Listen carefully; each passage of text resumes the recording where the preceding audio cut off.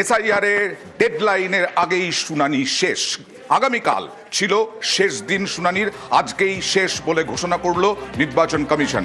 সরাসরি চলে যাব প্রতিনিধি সোমরাজের কাছে।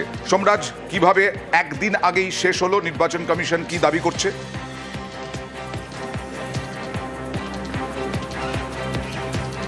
দেখো, বিভিন্ন জেলা শাসকদের থেকে জানতে চাওয়া হয়েছিল যে শুনানি শেষ হয়েছে নাকি। ইতিমধ্যেই প্রত্যেকটি জেলা শাসক রাজ্যের মুখ্য নির্বাচনী আধিকারিকের দপ্তরে জানিয়েছে যে তাদের জেলায় শুনানি ইতিমধ্যেই শেষ হয়েছে। অর্থাৎ গত শনিবার রাজ্যের মুখ্য নির্বাচনী আধিকারিকের দপ্তর থেকে প্রস্তাব পাঠানো হয়েছিল জাতীয় নির্বাচন কমিশনে যাতে শুনানির সময়সীমা এক সপ্তাহ বাড়ানো হয়। কারণ দেখা গেছিল যে পরিসংখ্যান এসেছিল, কয়েকটি বিধানসভার শুনানি বাকি ছিল, যেখানে দেখা যাচ্ছিল 12 থেকে 13টি বিধানসভার শুনানি বাকি রয়েছিল গোটা রাজ্যে, যার মধ্যে দক্ষিণ 24 পরগনার জেলারই 7টি বিধানসভা ছিল। সেই বিধানসভাগুলি শুনানি করার জন্য আরও সময়সীমা প্রয়োজন, 7 দিন সময়সীমা প্রয়োজন বলে রাজ্যের মুখ্য নির্বাচনী আধিকারিকের দপ্তর থেকে প্রস্তাব দেওয়া হয়েছিল। সেই প্রস্তাবে সাড়া দিয়ে জাতীয় নির্বাচন কমিশন 7 দিন সময়সীমা দেয়, যে শুনানির সময়সীমা আগামীকাল শেষ হওয়ার কথা ছিল। কিন্তু তার আগেই আজ বিকেলের মধ্যেই শুনানি শেষ হয়ে গেছে। প্রত্যেকটি জেলা শাসক তথা ডিস্ট্রিক্ট ইলেকশন অফিসারদের থেকে সেই রিপোর্ট রাজ্যের মুখ্য নির্বাচনী আধিকারিকের দপ্তর পেয়েছেন। যদিও আগামীকাল শেষ হচ্ছে সময়সীমা, কিন্তু তার আগেই রাজ্যে এসআইআর এর শুনানি শেষ হয়ে গেছে। যাদেরকে শুনানির নোটিশ দেওয়া হয়েছিল, অর্থাৎ যারা বিএলও মারফত নোটিশ পেয়েছিলেন, তাদের সবার শুনানি শেষ হয়েছে। সোমরাজ, এছাড়াও 1,40,000 অবৈধ ভোটার পাওয়া গেছে, যারা কোনো নথি দিতে পারেননি। তার মানে 58 লক্ষ বাদ, তার সঙ্গে এই 1,40,000, এবং শুনানি প্রক্রিয়া শেষ হওয়ার পরেও কি আরও বাদ যাবে? কারণ নথি যাচাই হবে তো আবার, নাকি?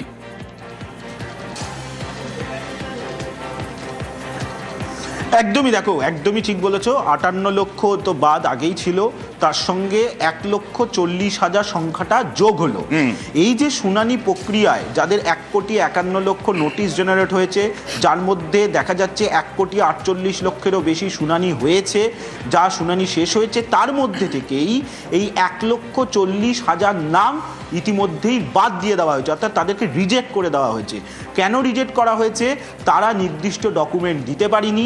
ইতিমধ্যেই জাতীয় নির্বাচন কমিশনের সার্ভারে তা আপলোড হয়ে গেছে যে 1,40,000 ভোটার তারা অবৈধ, অর্থাৎ তাদেরকে রিজেক্ট করে দেওয়া হয়েছে। রিজেক্ট করে দেওয়ার আরও একটা কারণ, আগামী দিনে যদি তারা মনে করেন তারা ফের ক্লেম করতে পারেন, অর্থাৎ আবেদন জানাতে পারেন, জেলা শাসকের দপ্তরে আবেদন জানাতে পারেন, রাজ্যের মুখ্য নির্বাচনী আধিকারিকের দপ্তরেও তারা আবেদন জানাতে পারেন, যদি মনে করেন যে তারা নির্দিষ্ট নথি দিয়েছিলেন কিন্তু তাদের নথিগুলিকে গুরুত্ব দেওয়া হয়নি, বা তাদের কাছে আরও কিছু ডকুমেন্টস আছে বলে তারা মনে করছেন, সেই কারণে তারা আবেদন জানাতে পারেন।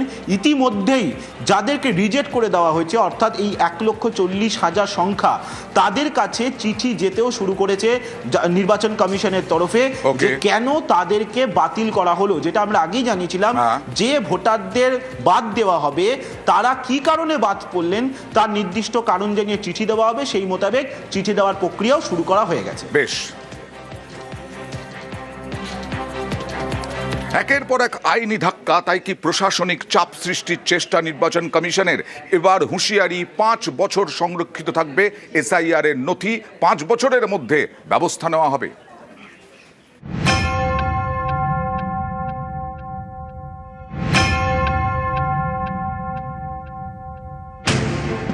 এসআইআর নিয়ে আইনি যুদ্ধে একাধিকবার ধাক্কা খেয়েছে নির্বাচন কমিশন, তাই কি এবার প্রশাসনিক চাপ তৈরির চেষ্টা? এসআইআর নিয়ে শুক্রবার ভার্চুয়াল বৈঠকে বসে কমিশনের ফুল বেঞ্চ। বৈঠকে ছিলেন পশ্চিমবঙ্গের সিইও, জেলা শাসক এবং অবজারভাররা। সেখানেই মুখ্য নির্বাচন কমিশনার জ্ঞানেশ কুমারের হুঁশিয়ারি, এসআইআর প্রক্রিয়া চলাকালীন যেসব নথি নেওয়া হচ্ছে তা কমিশনের তথ্য ভাণ্ডারে সংরক্ষিত থাকবে। 1 বছর বা 2 বছরের জন্য নয়, 5 বছরের জন্য সংরক্ষিত থাকবে। কয়েক বছর পরেও ভোটার তালিকায় কোনো বিদেশির নাম ধরা পড়লে সংশ্লিষ্ট অফিসারকে শাস্তি পেতে হবে। এখানেই শেষ নয়, মুখ্য নির্বাচন কমিশনারের হুঁশিয়ারি, এসআইআর এর তথ্য আপলোডে ভুল হলে কেউ রেহাই পাবেন না। ডিএম, ইআরও, এইআরওদের বিরুদ্ধে ব্যবস্থা নেওয়া হবে।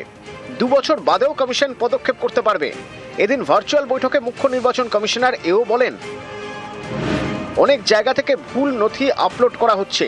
নথি হিসেবে কোথাও সংবাদপত্র আপলোড করা হয়েছে, কোথাও পাসপোর্ট আপলোড করার কথা বললেও সাদা কাগজ আপলোড হয়েছে। এমনই বেশ কিছু নথি দেখিয়ে উত্তর 24 পরগনা এবং দক্ষিণ 24 পরগনা জেলা শাসককে সতর্ক করে দেন মুখ্য নির্বাচন কমিশনার। দক্ষিণ 24 পরগনা জেলা শাসককে বলেন, সব থেকে খারাপ কাজ হচ্ছে দক্ষিণ 24 পরগনায়। তখন পশ্চিমবঙ্গের মুখ্য নির্বাচনী আধিকারিক মনোজ কুমার আগরওয়াল বলেন, এই ধরনের ভুল হলে শাস্তিমূলক ব্যবস্থা নিতে হবে। মালদা, কোচবিহার সহ বেশ কয়েকটি জায়গায় জেলা শাসকদের ভূমিকা নিয়েও ক্ষোভ প্রকাশ করেছে কমিশন। মুখ্য নির্বাচন কমিশনার ফের মনে করিয়ে দেন, এসআইআর এর কাজ নিয়ে সতর্ক থাকতে হবে। এই কাজ সঠিক এবং নিখুঁতভাবে করতে হবে। অপ্রাসঙ্গিক তথ্য আপলোড করা যাবে না। অভিযোগ নিষ্পত্তির জন্য নির্দিষ্ট নথির বাইরে অন্য কোনো নথি নেওয়া যাবে না। ভালো মানের কাজ চাই। ভোটার তালিকায় অনৈতিকভাবে কোনো নাম যেন না ঢোকে অথবা বাদ যায়। 5 দিনে 1 কোটি ভোটারের নথি আপলোড করা হয়েছে। এই নথিগুলো কি যাচাই করা হয়েছে? কারা যাচাই করেছেন? সব নথি ফের যাচাই করতে হবে। চূড়ান্ত ভোটার তালিকা থেকে যাতে কোনো ভারতীয় নাম বাদ না যায় সেটা নিশ্চিত করতে হবে।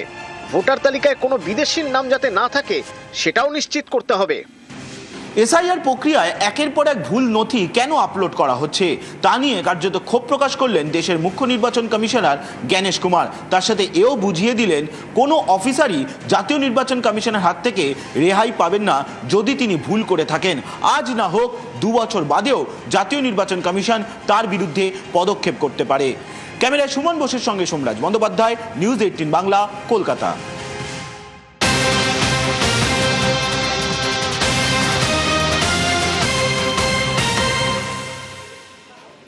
মুখ্য সচিবকে তলব করা হয়েছিল নির্বাচন কমিশনে। একাধিক প্রশ্নের মুখে মুখ্য সচিব নন্দিনী চক্রবর্তী। কথা বলবো প্রতিনিধি মৈত্রেয়ীর সঙ্গে, কি প্রশ্নের মুখোমুখি হতে হয়েছে।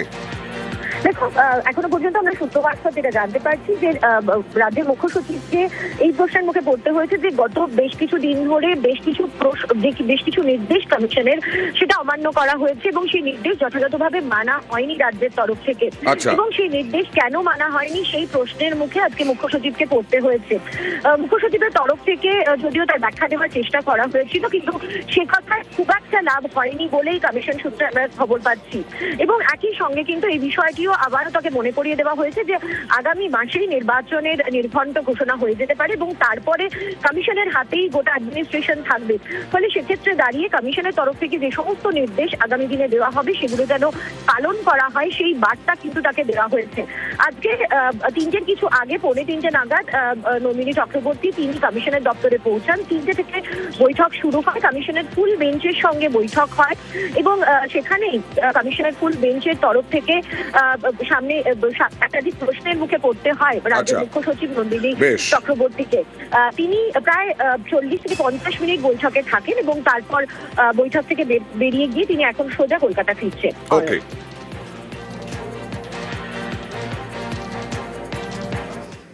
ভোটারকে অপহরণে গ্রেফতার বিএলও। 9 ফেব্রুয়ারি থেকে বাদুড়িয়ায় এক যুবক নিখোঁজ, আর তাকে অপহরণের অভিযোগ উঠল। এক ARO পরিচয়ে ভোটারকে ফোন করে তলব। আমরা দেখিয়েছিলাম, অনুপমের সঙ্গে কথা বলবো। অনুপম, আমরা দেখিয়েছিলাম যে এসআইআর এর নথি জমা দিতে বলে ডেকে তারপরে নাকি খোঁজ পাওয়া যাচ্ছে না। অপহরণের অভিযোগ কেন? দেখো অন্দা, এই যে অপহরণের অভিযোগ এই কারণে যেহেতু ARO নাম করে এই যে নাসির আলী মন্ডল, নাসির আলী বলে এক ব্যক্তিকে ফোন করে ডাকা হয়েছিল, তার নথিপত্র নিয়ে তাকে ডাকা হয়েছিল এবং তারপর থেকে এই নাসির আলী নিখোঁজ ছিল। যদিও পরের দিন স্থানীয় একটি খালের ধার থেকে তার জুতো এবং বাইক উদ্ধার হয় এবং তারপর গ্রামবাসীরা এই নাসির আলীর খোঁজের জন্য যাতে তাড়াতাড়ি পুলিশ তাকে খুঁজে বের করতে পারে এবং উপযুক্ত দোষীদের শাস্তি দিতে পারে সেদিন রাস্তা অবরোধ করে বিক্ষোভও দেখায় দীর্ঘক্ষণ ধরে।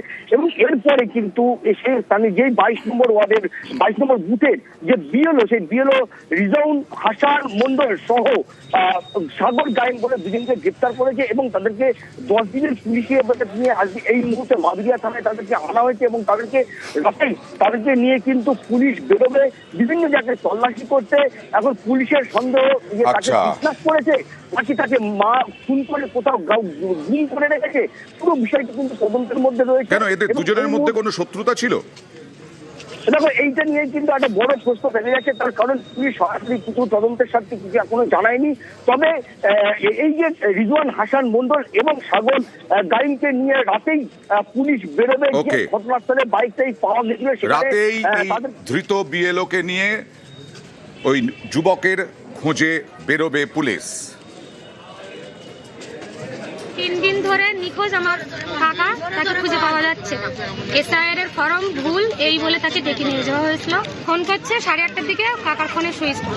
চাইছি যেন আমার কাকাকে খুঁজে পায় আর পুলিশ যাতে সঠিক তদন্ত করে আমার কাকাকে উদ্ধার করে।